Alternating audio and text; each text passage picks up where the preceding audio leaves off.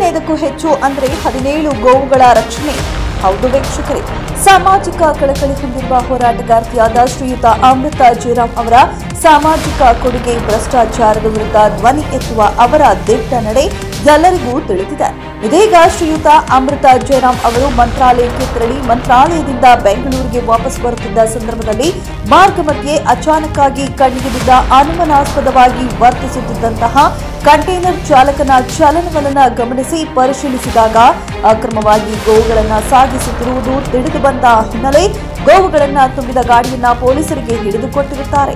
ಈ ಮೂಲಕ ಅಕ್ರಮವಾಗಿ ಸಾಗಿಸುತ್ತಿದ್ದ ಗೋವುಗಳನ್ನು ರಕ್ಷಣೆ ಮಾಡಿರುವುದು ಈಗಾಗಲೇ ಎಲ್ಲರಿಗೂ ತಿಳಿದಿರುವ ವಿಚಾರ. ಆದರೆ 15ಕ್ಕೂ ಹೆಚ್ಚು ಗೋವುಗಳು ಕಂಟೈನರ್ನಲ್ಲಿ ಸಾಗಣೆ ಮಾಡುತ್ತಿರಬಹುದು ಎಂದು ಅಮೃತ ಜಯರಾಮ್ ಅವರು ಅನುಮಾನ ವ್ಯಕ್ತಪಡಿಸಿದ್ದರು.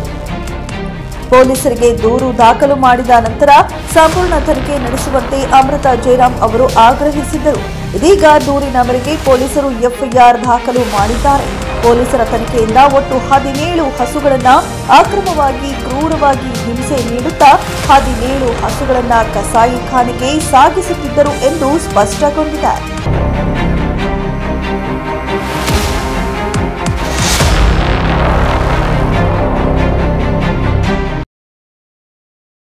ಹಸುಗಳನ್ನು ರಕ್ಷಣೆ ಮಾಡುವುದರ ಜೊತೆಗೆ ಅಮೃತ ಜಯರಾಮ್ ಅವರು ದಾಖಲು ಮಾಡಿದ್ದಾರೆ.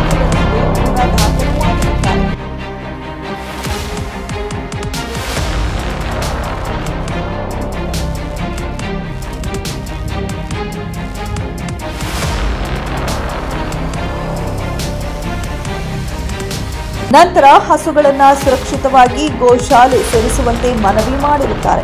ಈ ಸಂಬಂಧ ಗುತ್ತಿ ಪೊಲೀಸ್ ಸ್ಟೇಷನ್ನಲ್ಲಿ ಸಂಬಂಧಪಟ್ಟ ಆರೋಪಿಗಳ ಮೇಲೆ ಎಫ್ಐಆರ್ ಕೂಡ ದಾಖಲಾಗಿದೆ.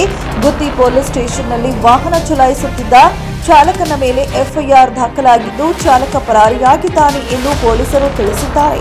17 ಹಸುಗಳನ್ನು ಸುರಕ್ಷಿತವಾಗಿ ಗೋಶಾಲೆಗೆ ಬಿಡಲಾಗಿದೆ ಎಂದು ಗುತ್ತಿ ಪೊಲೀಸ್ ಸ್ಟೇಷನ್ ಸರ್ಕಲ್ ಇನ್ಸ್ಪೆಕ್ಟರ್ ತಿಳಿಸಿರುತ್ತಾರೆ.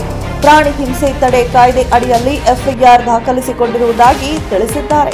ಮುಂದಿನ ದಿನಗಳಲ್ಲಿ ಇಂತಹ ಕೃತ್ಯಗಳು ಸಂಪೂರ್ಣವಾಗಿ ನಿಲ್ಲುವುದರ ಜೊತೆಗೆ ಜನರಲ್ಲಿ ಹೆಚ್ಚಿನ ಅರಿವು ಮೂಡಿಸುವುದು ಸಮಾಜದ ಸ್ವಸ್ಥಕರ ಆರೋಗ್ಯ ಕಾಪಾಡುವಲ್ಲಿ ಅತಿ ಅವಶ್ಯಕ ಎಂದು ಶ್ರೀಯುತ ಅಮೃತ ಜಯರಾಮ್ ಅವರು ಆಶಯ ವ್ಯಕ್ತಪಡಿಸಿದ್ದಾರೆ.